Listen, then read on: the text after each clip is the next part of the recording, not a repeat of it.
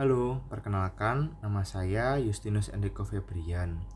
Saya merupakan mahasiswa program studi Teknik Industri, dan dalam kesempatan kali ini saya akan mempresentasikan hasil proyek kelompok kami yang berjudul Analisis Pengaruh Pendidikan Berkualitas terhadap Performa Pekerja di Dunia Kerja, yang mengangkat SDGs poin 4, yaitu pendidikan berkualitas.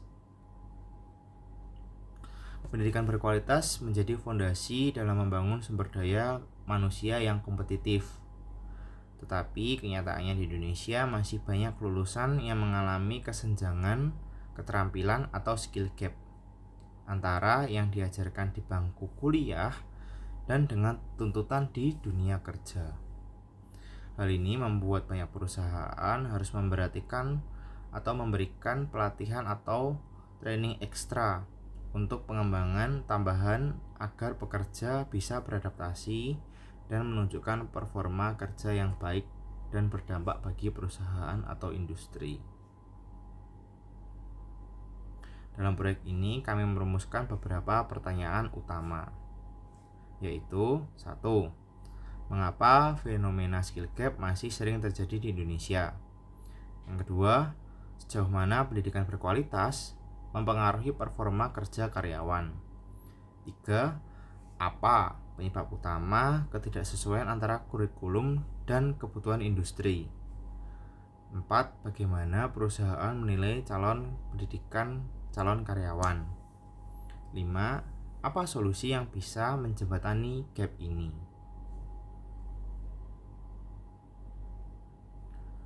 Untuk itu kami melakukan wawancara dengan beberapa HR dari perusahaan yang berbeda. Dari hasil wawancara tersebut, berikut beberapa temuan pentingnya.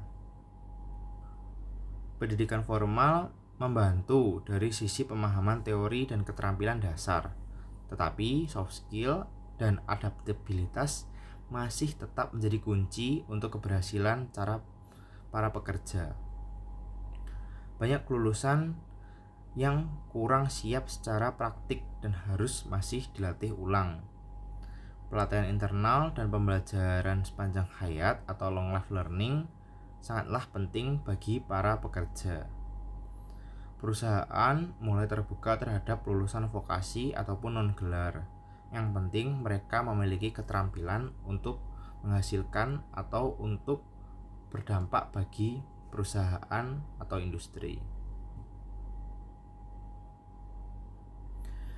Dari temuan lapangan tersebut dan diskusi kelompok, kami menyusun beberapa solusi untuk menjawab setiap tantangan tersebut. Yang pertama, perlu diadakan atau perlu adanya kolaborasi aktif antara institusi pendidikan dan industri. Untuk apa? Hal ini untuk menjelaskan kurikulum supaya apa yang diminta oleh industri atau yang diminta oleh perusahaan dapat sesuai. Mendorong program pelatihan internal di perusahaan dengan tujuan supaya pekerja dapat memiliki kemampuan yang terus meningkat waktu demi waktu. Mengembangkan modul pelatihan soft skills dan memberikan akses pendidikan lanjutan bagi karyawan yang berprestasi.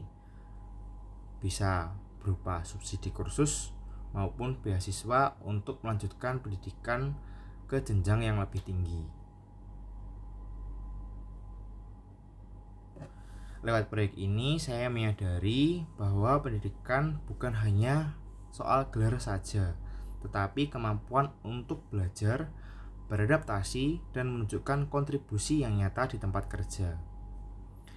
Saya sendiri pernah merasakan bagaimana apa yang saya pelajari di kampus belum sepenuhnya menjawab kebutuhan di dunia kerja.